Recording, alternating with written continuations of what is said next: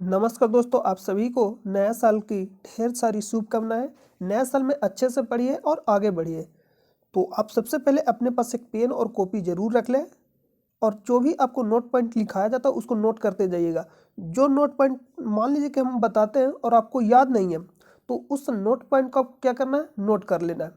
यानी जो भी हम बताते हैं और वो आपको याद नहीं है तो उसको आप नोट करते जाइए। तो आइए सीधा वीडियो को शुरू करते हैं और अपने दोस्तों पर इसे शेयर कर दीजिए, क्योंकि पढ़ेगा इंडिया तभी तो बढ़ेगा इंडिया। तो आइए सीधा वीडियो को शुरू करते हैं।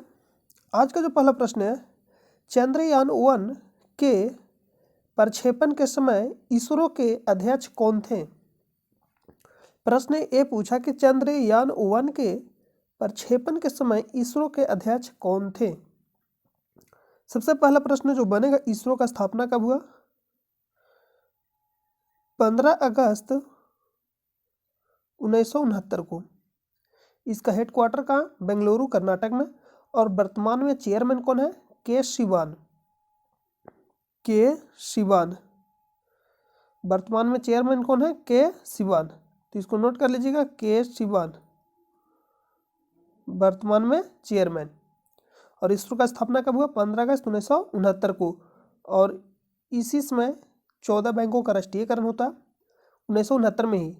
और 1969 में ही 20 जुलाई 1969 को पहली बार मानव कहाँ जाता है? चंद्रमा पे, नील आर्मस्ट्रांग। और इस प्रश्न का जो आंसर होगा ऑप्शन नंबर सी, जी माधवन नायर। और चंद्रयान 1 को कब प्रक्षेपित किया गया? 22 अक्टूबर 2008 को। 22 अक्टूबर 2008 को किस यान के द्वारा प्रक्षेपित किया गया था? PSLV-C11 के द्वारा इसको प्रक्षेपित किया गया था। और इस समय के चेयरमैन कौन थे, यानी अध्यक्ष कौन थे? जी माधवन नायर। तो आप इसको याद रखिएगा। और चंद्रयान 2 अगर पूछ लेगा आपसे, चंद्रयान 2 इसको कब प्रक्षेपित किया गया था? तो इसको प्रक्षेपित किया गया था 22 जुलाई 2019 को। किस यान के द्वारा प्रक्षेपित किया गया था? GSLV-MK3M1 के द्वारा प्रक्षेपित किया गया था। और इस समय के चेयरमैन कौन थे? के शिवान। तो इसको नोट कर लीजिएगा। और के शिवान को रॉकेट मैन ऑफ इंडिया के नाम से जाना जाता है।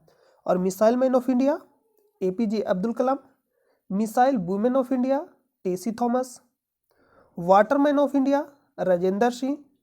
ये प्रश्न पूछा गया था बिहार दरोगा में। Water man of India Rajendra Singh, आप याद रखिएगा। Tiger man of India Kailash Sankhala, bird man of India Salim Ali. तो ये सब प्रश्न आपके जवान पे होना चाहिए और नोट करते जाइएगा। जो नहीं याद रहता उसको आप नोट कर लीजिएगा। तो इस प्रश्न का राइट आंसर क्या हो जाए? ऑप्शन नंबर सी। नेक्स्ट प्रश्न पे चलते हैं।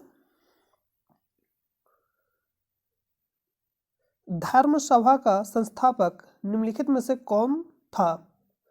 ऑप्शन नंबर डी, राधाकांत देव। राधाकांत देव ऑप्शन नंबर क्या हो जाएगा? डी राइट हो जाएगा। और देवेंद्रनाथ टैगोर के क्या थे? पिताजी। और रविंद्रनाथ टैगोर को एशिया में, यानी एशिया में पहले नोबेल पुरस्कार विजेता कौन है? तो रविंद्रनाथ टैगोर। भारत में पूछेगा या एशिया में कि भारत के पहले नोबेल पुरस्कार विजेता कौन है? रविंद्रनाथ टैगोर। और एशिया में भी पूछेगा तो रविंद्रनाथ टैगोर। कब दिया गया था? 1913 में। किस क्षेत्र में दिया गया था? साहित्य के क्षेत्र में दिया गया था। किस लिए दिया गया था? तो गीतांजलि के लिए दिया गया था। गीतांजलि को इंग्लिश अनुवाद किसने किया? गीतांजलि को इंग्लिश में अनुवाद किसने किया? W.B. येट्स। तो ऐसा प्रश्न आपको याद रहना चाहिए। नेक्स्ट प्रश्न पे चलते हैं। और रविंद्रनाथ टैगोर के द्वारा ही राष्ट्रीय गान लिखा गया था। और राष्ट्रीय गान पहली बार किस अधिवेशन में गाया गया था? कोलकाता अधिवेशन, 1900 1911 में। राष्ट्रीय गान पहली बार किस अधिवेशन में गाया गया था? कोलकाता अधिवेशन में 1911 में। ये प्रश्न है, मोस्ट इंपोर्टेंट प्रश्न है, जो भी आपको बताया जाता है मोस्ट इंपोर्टेंट प्रश्न है, तो सभी को आपको नोट करते जाना है। नेक्स्ट प्रश्न पे चलते हैं। और उसकी अध्यक्षता कौन किए थे? पंडित विशा नारायण धर। देखिए, जो भी पॉइंट हमें याद आता है, यानी जो मोस्ट इंपोर्टेंट है, जो आपके एग्जाम में बार बार पूछा जाता है, उसी पॉइंट को आपको बताया जाता है। नेक्स्ट प्रश्न है कि ज्ञानपीठ पुरस्कार में नगद पुरस्कार के साथ देवी डॉट की काष्ठ प्रतिमा दी जाती है, सरस्वती की काष्ठ प्रतिमा दी जाती है। और कल यह प्रश्न पूछा गया था कि ज्ञानपीठ पुरस्कार सबसे पहले किसे दिया गया? जी शंकर कुरूप। जी शंकर कुरूप को सबसे पहले ज्ञानपीठ पुरस्कार दिया गया था। यही प्रश्न पूछ लेगा महिला में, महिला, तो आंसर क्या हो जाएगा? आशा पूर्णा देवी, आशा पूर्णा देवी। नेक्स्ट प्रश्न पे चलते हैं। निम्न में से किसने 16 अगस्त 1946 को प्रत्यक्ष कार्यवाही दिवस डायरेक्ट एक्शन डे के रूप में मनाया? मुस्लिम लीग। डायरेक्ट एक्शन डे कब मनाया जाता है? 16 अगस्त। ये आप जरूर याद रखिएगा, 16 अगस्त। नेक्स्ट प्रश्न है, हॉटमेल डॉट में शुरू किया गया था, और हॉटमेल क्या है? एक प्रकार का जीमेलिंग है, एक प्रकार का जीमेल या ईमेल समझते हैं, ईमेल या मेलिंग, एक प्रकार का क्या है? मेलिंग, एक प्रकार का यह मेलिंग है।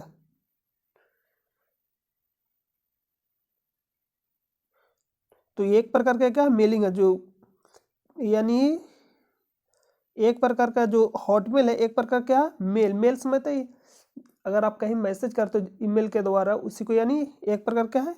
Email, Hotmail. तो इसको कब शुरू किया गया था? 1996 में, 1996 में। तो ऑप्शन नंबर सी क्या हो जाएगा? राइट हो जाएगा। नेक्स्ट है, सीमा सड़क संगठन, जिसको शॉर्ट में हम लोग क्या बोलते हैं? BRO, बॉर्डर रोड ऑर्गेनाइजेशन, इसका स्थापना कब हुआ था? 1960 में। बॉर्डर रोड ऑर्गेनाइजेशन का स्थापना कब हुआ था? 1960 में। और इसका हेडक्वार्टर कहाँ? दिल्ली, न्यू दिल्ली। दिल्ली बोलिए, न्यू दिल्ली। इसका हेडक्वार्टर कहाँ? न्यू दिल्ली में। और ये किसके अंतर्गत आता है? रक्षा मंत्रालय। देखिए यहाँ, अगर इसका फुल फॉर्म आप जान जाइएगा तो इसका आंसर आप कर लीजिएगा, बॉर्डर रोड ऑर्गेनाइजेशन। नाम क्या है? Border road organisation. तो बॉर्डर रोड ऑर्गेनाइजेशन तो किसके अंतर्गत आएगा? रक्षा मंत्रालय, ऑप्शन नंबर ए। नेक्स्ट प्रश्न है, ब्रेड को फुलाने के लिए इनमें से कौन सी सामग्री मिलाई जाती है? Yeast, option number B right हो जाएगा।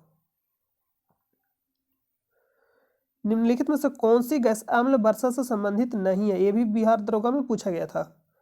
अम्ल वर्षा, तो अम्ल वर्षा से संबंधित है SO2 और NO2, यानी सल्फर डाइऑक्साइड और nitrogen oxide, nitrogen dioxide, sulphur dioxide और नाइट्रोजन डाइऑक्साइड। और सल्फर डाइऑक्साइड से क्या बनता है? H2SO4, और N2 से क्या बनता है? HNO3, यानी सल्फ्यूरिक अम्ल और नाइट्रिक अम्ल। अगर दोनों ऑप्शन में अलग अलग दे दिया जाए, मान लीजिए ऑप्शन अलग देगा, ऑप्शन ए में दे दिया NO2 और ऑप्शन बी में दिया SO2, और प्रश्न पूछेगा अम्ल वर्षा किसके कारण से होता है, तो आंसर क्या मारेंगे? SO2। ऐसे दोनों कारण है, लेकिन अगर ऑप्शन सी में दे दिया है A और B दोनों, तो आंसर क्या हो जाएगा? A और B दोनों। लेकिन कोई एक में से चुनना होगा तो किसको चुनेंगे? SO2 को। और इसमें चुनना होगा तो किसको चुनेंगे? H2SO4 को। और दोनों ऑप्शन है तो आंसर दोनों होगा। दोनों में से कोई एक को चुना है तो क्या चुनेंगे? SO2 या H2SO4 को। तो यह प्रश्न पूछा, निम्न में से कौन सा अम्ल वर्षा से संबंधित नहीं है? गैस का नाम बताना। NO2 शामिल है, SO2 शामिल है, NO भी शामिल है, NO भी शामिल है, लेकिन अमोनिया शामिल नहीं है, अमोनिया शामिल नहीं है। तो ऑप्शन नंबर बी राइट हो जाएगा। यानी सल्फर और नाइट्रोजन शामिल है। नाइट्रोजन का ऑक्साइड, सल्फर ऑक्साइड और नाइट्रोजन का ऑक्साइड शामिल, लेकिन अमोनिया शामिल नहीं है। तो ऑप्शन नंबर बी राइट हो जाएगा। नेक्स्ट है, डाक विभाग ने सितंबर 2020 में देश के ग्रामीण क्षेत्रों में डाक संबंधित स्कीमों की सार्वभौमिक कवरेज की सुनिश्चित करने के लिए डॉट नामक स्कीम शुरू किया गया। तो किसके द्वारा शुरू किया? Five star village. Option number C, option number C क्या हो जाएगा? राइट हो जाएगा। देखिए प्रश्न ये पूछ रहा है कि डाक विभाग ने सितंबर 2020 में 2020 में देश के ग्रामीण क्षेत्रों में डाक संबंधित स्कीमों की, स्कीम समझते हैं कि स्कीमों की सार्वभौमिक कवरेज की या कवरेज को सुनिश्चित करने के लिए कौन सा नामक स्कीम शुरू किया? तो five star village. Option number C right हो जाएगा। नेक्स्ट है, 1861 में भारतीय पुरातत्व सर्वेक्षण की स्थापना किसके द्वारा की गई थी? Alexander Cunningham. अगर 1861 आ गया तो इस समय वाइसराय कौन था? Lord Canning. Lord Canning, viceroy कौन था? Lord Canning. तो ये भी प्रश्न पूछ लेगा किसके समय? तो लॉर्ड कैनिंग के समय। 1857 की क्रांति के समय भी कौन था? Lord Canning. तो ऑप्शन नंबर ए राइट हो जाएगा। सीधा प्रश्न पूछा भारतीय पुरातत्व सर्वेक्षण विभाग के जनक कौन है? तो लॉर्ड कनिंघम या अलेक्जेंडर कनिंघम। तो ऑप्शन नंबर ए राइट हो जाएगा। और यहाँ से रिलेटेड प्रश्न क्या पूछेगा? 1848 में हड़प नीति किसने लागू किया? लॉर्ड डलहौजी। 1848 में हड़प नीति किसने लागू किया? लॉर्ड डलहौजी। 1853 पहली बार रेल सेवा शुरू किसने किया? लॉर्ड डलहौजी। और लॉर्ड डलहौजी का कार्यकाल कब से कब तक होता है? 1848 से लेकर 56 तक। 1848 से लेकर 56 तक। तो ये प्रश्न आप जरूर याद रखिएगा। 1853 में पहली बार रेल सेवा शुरू किसने किया? लॉर्ड डलहौजी। कहाँ से कहाँ? मुंबई से थाने। डिस्टेंस कितना था? 34 किलोमीटर। हड़प नीति लागू किसने किया? 1848 में लॉर्ड डलहौजी। और 1856 मोस्ट इंपोर्टेंट विधवा पुनर्विवाह एक्ट, ईश्वरचंद विद्यासागर संबंधित है। और किसके समय आया? लॉर्ड डलहौजी के समय। 1856 विधवा पुनर्विवाह एक्ट। नेक्स्ट है, दिसंबर 2020 में निम्न में से किसे भारतीय रिजर्व बैंक का कार्यकारी निदेशक नियुक्त किया गया है? तो भारतीय रिजर्व बैंक से रिलेटेड क्या क्या प्रश्न पूछा जाएगा? ये तो करेंट का प्रश्न है, तो ये ज़्यादा दिन तक काम नहीं देगा, 102 साल ही काम देगा। लेकिन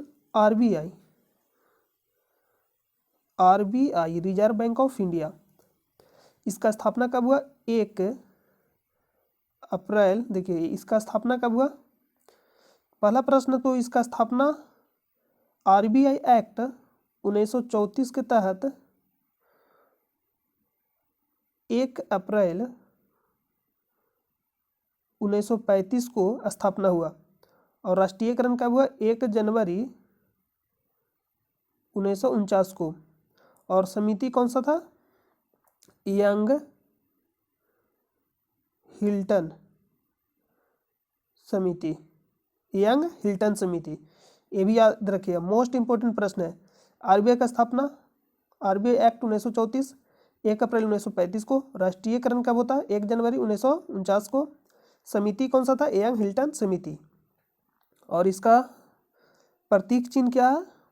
ताड़ का पेड़ और बंगाल टाइगर। ताड़ का पेड़ और बंगाल टाइगर। तो इसका राइट आंसर क्या हो जाएगा? Rohit Jain, option number C. और मुख्यालय का मुंबई में। गठिया, जोड़ों के दर्द और पैर की बीमारी से पीड़ित हाथियों के लिए हाइड्रोथेरेपी उपचार केंद्र, जिसको हम लोग वाटर क्लिनिक, कहाँ स्थित है या कहाँ में है? मथुरा। और ये मथुरा कहाँ पड़ता है? यूपी में। मथुरा हो गया, वृंदावन हो गया, ये कहाँ हो जाएगा? UP. Option number B right हो जाएगा। देहरादून उत्तराखंड। भारतीय वन्यजीव संरक्षण, भारतीय वन्यजीव का मुख्यालय कहाँ? देहरादून में। रायपुर छत्तीसगढ़ में है। नेक्स्ट प्रश्न पे चलते हैं।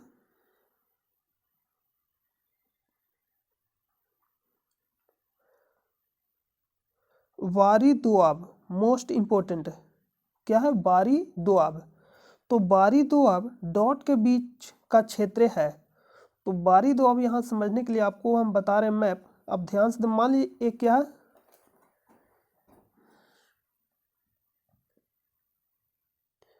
देखिए यहाँ से सिंधु नदी आ रही है, यहाँ से झेलम,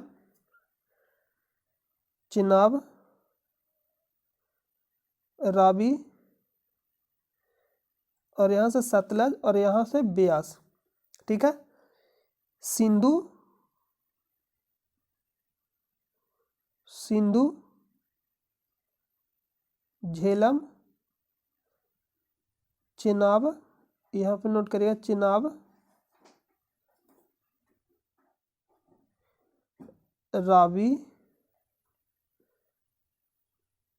ब्यास, यहाँ पे नोट करके लिख लीजिएगा ब्यास,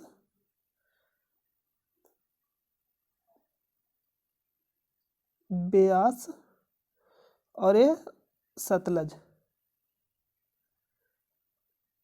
सतलज। तो चेनाब, ये झेलम हो गया, चेनाब, रावी, ब्यास, सतलज। ये रावी और ब्यास के बीच यहाँ पे क्या स्थित है, बारी दोआब, यहाँ पे स्थित है बारी दोआब। और बारी के बाद ये जो ब्यास और सतलज है, ये यहाँ पे स्थित है बिस्त दोआब।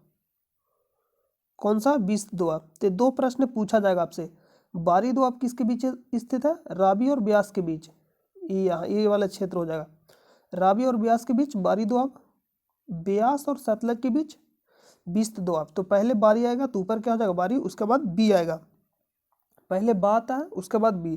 तो बा यानी बारी दोआब हो जाएगा रावी और ब्यास के बीच, और बिस्त दोआब ब्यास और सतलज के बीच। तो इसको आप याद रखिएगा। तो इस प्रश्न का राइट आंसर क्या होगा, बारी दोआब पूछा गया। तो बारी दोआब किसके बीच होगा, रावी और ब्यास के बीच। तो ब्यास और रावी के बीच, ऑप्शन नंबर बी राइट हो जाएगा। नेक्स्ट प्रश्न है, और ब्यास और सतलज के बीच कौन सा हो जाएगा, बिस्त दोआब, बिस्त दोआब, बिस्त दोआब। नेक्स्ट प्रश्न पे चलते हैं, यहाँ पे दोआब लिख लीजिएगा। दुल्हनों द्वारा पहनी जाने वाली पोटलोई पोशाक किस राज्य से संबंधित है, मणिपुर। Option number D. आप भी शादी करिएगा तो कहाँ जाइएगा, मणिपुर में पोटलोई पोशाक खरीदने के लिए। तो यानी आप ही शादी कर तो वाइफ के लेके जाइएगा शादी से पहले। देखिए यहाँ ये आपका हो जाएगा पोटलोई, यही क्या है, पोटलोई। तो नेक्स्ट प्रश्न पे चलते हैं। संयुक्त राज्य अमेरिका ने दिसंबर 2020 में किस देश को मुद्रा के साथ छेड़छाड़ करने वाले देश यानी करेंसी मैनिपुलेटर घोषित किया। तो इसका राइट आंसर क्या हो जाएगा, वियतनाम। और वियतनाम का राजधानी कहाँ, हनोई। ये भी याद रखिएगा। तो ऑप्शन नंबर बी राइट हो जाएगा।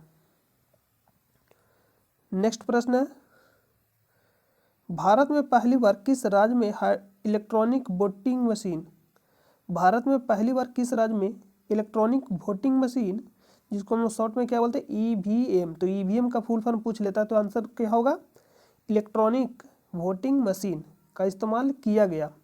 केरल में कब किया गया था, 1982 में, 1982 में पहली बार। और ईवीएम का फुल फॉर्म क्या होता है, इलेक्ट्रॉनिक वोटिंग मशीन। पहली बार कहाँ यूज हुआ, केरल में, 1982 में। ऑप्शन नंबर बी राइट हो जाएगा। नेक्स्ट प्रश्न पे चलते हैं। लीचिंग, लीचिंग का मतलब क्या होता है, भीड़ द्वारा गैर कानूनी तरीके से पीट कर मार डालना क्या कहलाता है, लीचिंग। तो इतना शब्द ना यूज करके आप सिर्फ लीचिंग यूज कर सकते हैं। के मामलों पर अंकुश लगाने के लिए कानून पारित करने वाला भारत का पहला राज्य कौन सा है, मणिपुर। और मणिपुर 7 सीटर राज्य में आता है या नहीं, तो आता है। ये भारत का, पूर्वोत्तर भारत का ये राज्य है। कौन सा, मणिपुर, पूर्वोत्तर भारत का राज्य है मणिपुर। तो ऑप्शन नंबर बी राइट हो जाएगा। नेक्स्ट प्रश्न पे चलते हैं। और लोकटक झील कहाँ है, मणिपुर में। ये भी प्रश्न याद रखिएगा, लोकटक झील मणिपुर। नेक्स्ट प्रश्न है कि पर्यावरण की रक्षा के लिए पहला आधिकारिक अंतर्राष्ट्रीय कदम निम्नलिखित में से कौन सा था? स्टॉकहोम सम्मेलन। स्टॉकहोम सम्मेलन कब हुआ था? 5 जून 1972 को।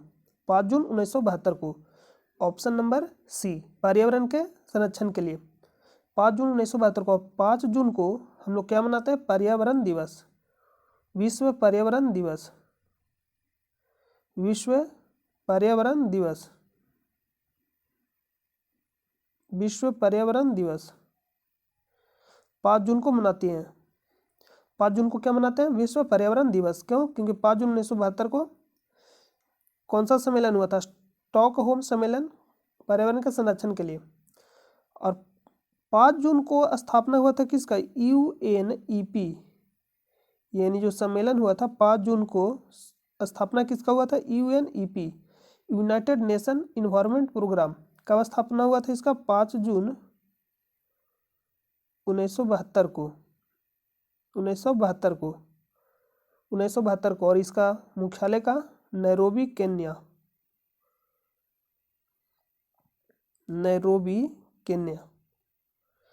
और पहली बार विश्व पर्यावरण दिवस कब मनाया? 5 जून। पहली बार विश्व पर्यावरण दिवस कब मनाए थे? 5 जून 1974 को। ये भी आप याद रखिएगा। तो नेक्स्ट प्रश्न पे चलते हैं। इस प्रश्न का राइट आंसर का ऑप्शन नंबर सी, पृथ्वी शिखर सम्मेलन 1992। निम्नलिखित में से कौन सा विकल्प टोंगिया प्रणाली का उचित वर्णन करता है? तो सबसे पहले आप इमेज देखिए। इमेज जो आप देख रहे हैं, ये बीच में आपको पेड़ दिखाई दे रहा होगा और बीच में फसल भी आपको दिखाई दे रहा होगा। तो टोंगिया प्रणाली क्या है? तो टोंगिया प्रणाली यानी पौधों के बीच में फसल उगाने का एक तरीका है। तो ऑप्शन पढ़िए। यह लगाए गए पेड़ों की पंक्तियों के बीच कृषि फसलों को उगाने की एक प्रणाली है। ऑप्शन नंबर ए राइट हो जाएगा। नेक्स्ट प्रश्न पे चलते हैं। नेक्स्ट प्रश्न है, अगस्त 2019 में किस देश ने अपने पूर्व उपराष्ट्रपति अहमद अदीब को डिटेंशन सेंटर भेज दिया? डिटेंशन का मतलब क्या होता है? कारावास। डिटेंशन का मतलब क्या होता है? कारावास। कारावास सेंटर भेज दिया। तो इसका राइट आंसर क्या हो जाएगा? Option number B, Maldives. Option number B, Maldives. Next प्रश्न है, संयुक्त राष्ट्र संगठन को किस वर्ष नोबेल शांति पुरस्कार से सम्मानित किया गया था? संयुक्त राष्ट्र संगठन को, जिसको हम लोग क्या बोलते हैं? UNO। UNO या शॉर्ट में हम लोग UN भी बोल देते हैं। UNO, इसका स्थापना कब हुआ था? 24 अक्टूबर 1945 को। हेडक्वार्टर का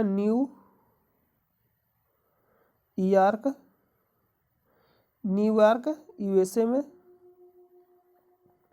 और इसके मुख्य अंग कितने हैं? 6, जिसमें से 2 आपको जरूर याद रखना पड़ेगा।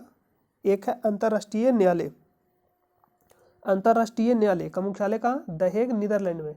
अपवाद है अंतर्राष्ट्रीय न्यायालय जिसका मुख्यालय द हेग, नीदरलैंड में स्थित है। बाकी जितने भी अंग सभी का मुख्यालय कहाँ स्थित है? न्यूयॉर्क, अमेरिका में। तो आप याद रखिएगा। और इसका जो एक मोस्ट इम्पोर्टेंट अंग है कौन सा? UNSC, United nation secretary council, संयुक्त राष्ट्र सुरक्षा परिषद। इसके टोटल सदस्य कितने होते हैं? 15। 5 अस्थाई और 10 अस्थाई, टोटल 15। टोटल 15 सदस्य, यहाँ पे लिख लीजिएगा, टोटल 15। और जो 10 अस्थायी सदस्य होते हैं इनका कार्यकाल कितना होता है? 2 वर्ष का। और जो 5 अस्थायी सदस्य होते हैं इनके पास क्या होता है? Veto power. Veto power. और इसमें कौन कौन शामिल है? फ्रांस,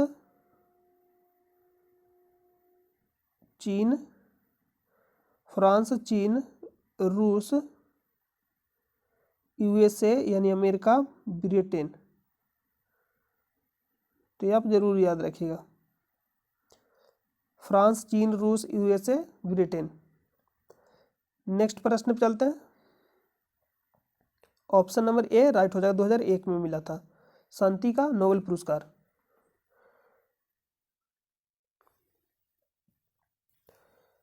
एल्यूमीनियम को जंग से बचाने के लिए इसकी सतह पर एल्यूमीनियम ऑक्साइड की एक मोटी परत को निर्माण की प्रक्रिया क्या कहलाती है? एनोडीकरण। और जस्ता को हम अगर परत चढ़ाएंगे तो क्या कहलाएगा? गैल्वेनाइजेशन।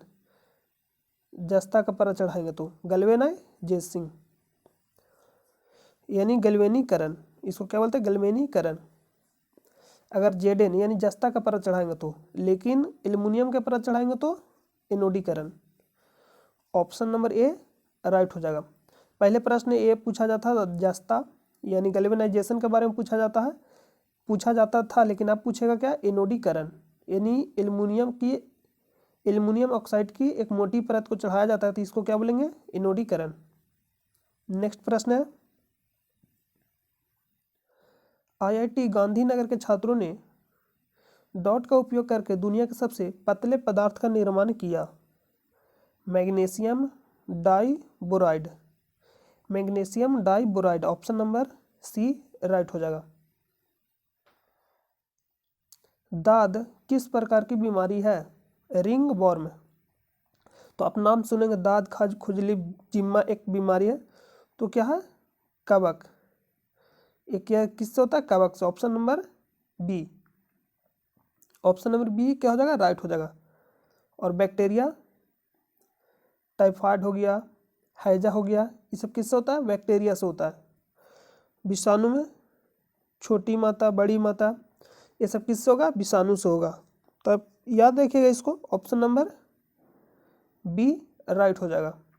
कवक, ये कवकीय बोलिए, कवक बोलिए, फंजाई बोलिए या फंगी बोलिए, ऑप्शन नंबर बी राइट हो जाएगा। दाद, खाज, खुजली, ये सब किससे होता है? कवक से।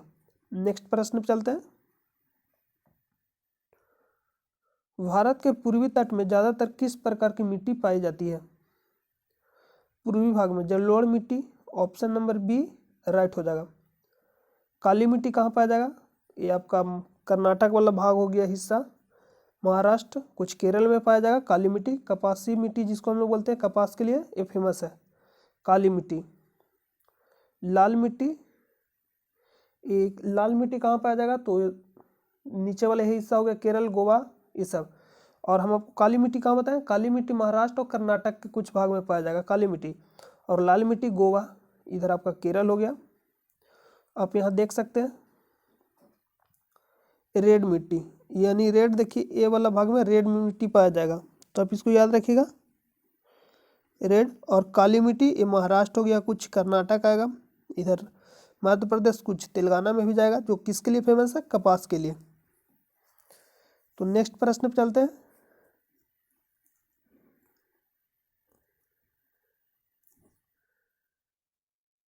देखिए हम आपको क्या बता, लेटेराइट, ये जो हम आपको एरिया बता लेटेराइट, और जो रेड वाला हो जाएगा ए वाला एरिया, रेड मिट्टी के लिए। तो नेक्स्ट प्रश्न पे चलते हैं। इसका राइट आंसर क्या होगा? Option number B. Option number B क्या हो जाएगा? जलोढ़ मिट्टी, जो जल को ओढ़ ले, जलोढ़ मिट्टी। और यह बहुत ही फसल के लिए फायदेमंद है, जलोढ़ मिट्टी। तो इसका राइट आंसर क्या हो जाएगा?